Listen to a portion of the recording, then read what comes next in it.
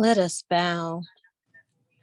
Gracious Holy One, we are in this space, a space that you have created for us as we come together to talk about how we have been abusers of your land, abusers of your children.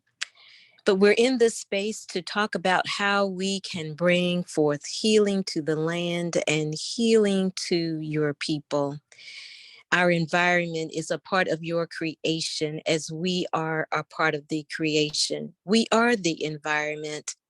So in this space, I ask that all of the voices that will be spoken, that will speak tonight, will speak from their inner selves, that they will speak from their hearts, that they will give us the truth that needs to be heard in order that we take direction to change a system that can be changed. This earth was created for us to enjoy in collaboration and in harmony and in truth.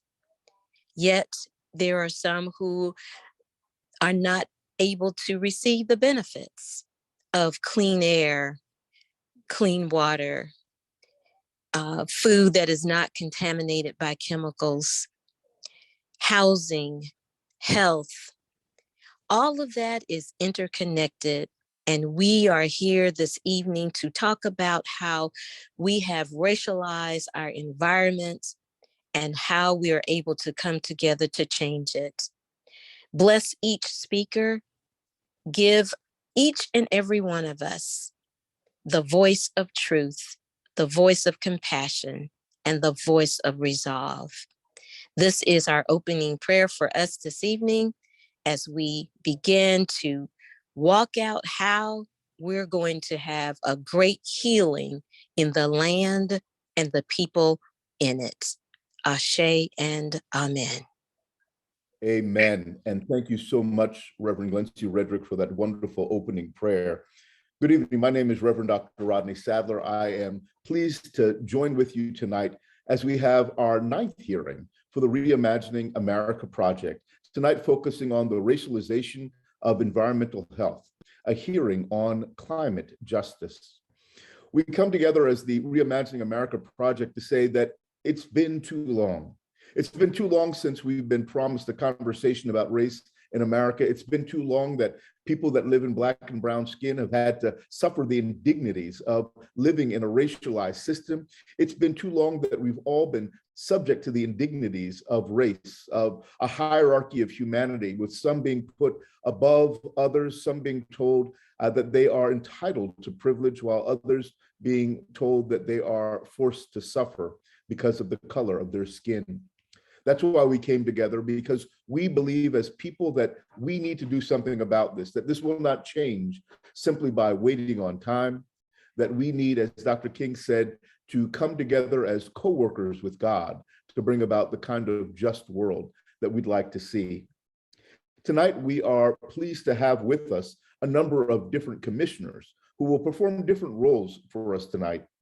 We have, of course, the Mayor Jennifer Roberts, Reverend Dr. Sheldon Shipman, Ms. Samantha Turner, Attorney Bob Ward, Reverend Dr. Peter Wary, Reverend Brent Jones, Dr. Jim Beard, Reverend Greg Gerald, Mr. Attorney Joel Siegel, and you've already heard from Reverend Glencie Rhedrick.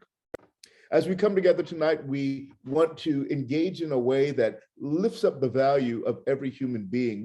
We believe that truly people's stories have not been told. And if we can hear people's stories, learn from their narratives, we might begin to value every human being in our context.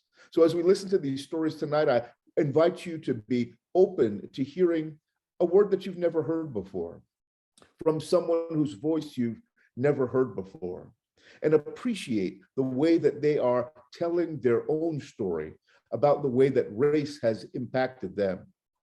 Often we don't recognize the fact that environmental and climate factors have a significant impact on Black and brown people, one that is actually disproportionate to their involvement in the system.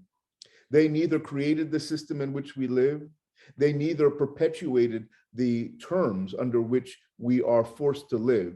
in this environment with climate injustice, with environmental pollutants, but they're forced to live disproportionately with this brand of life in this racialized world.